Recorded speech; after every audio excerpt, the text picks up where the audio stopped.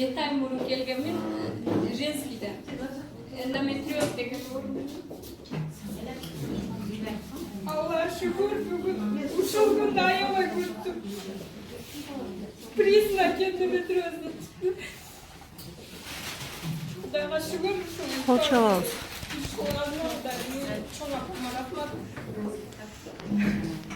Mayın ne geliyor bakar. Jetay burun degende endometrioz degen oğru bul öte jaman. Endometrioz degen bayağı jatындın bulçuluğuna küt şamal tigen şamaldan anan jaman mikroplar javuşkan деп bilет. Ben ayттım vakit gerek desem bu bir ay içip aябай жақсы işti. Bir aydan keyin ne olur ekan деп ойлонуп жүрдүм өзү турат. Результатын айтсам, мен качан чыгат экен.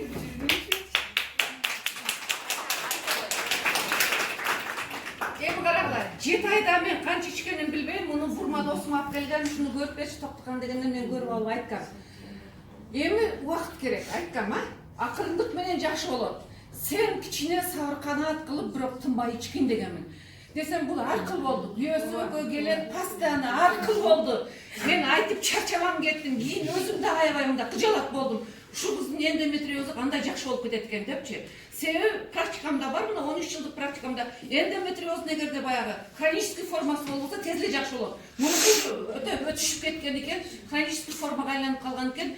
Мен азыр ушул кыздын көз жашын көрүп туруп, мен да көз жашыман көзүмөн жаш келгиси келип турат. Себеби бул өтө менин күткөн жакшылыкты.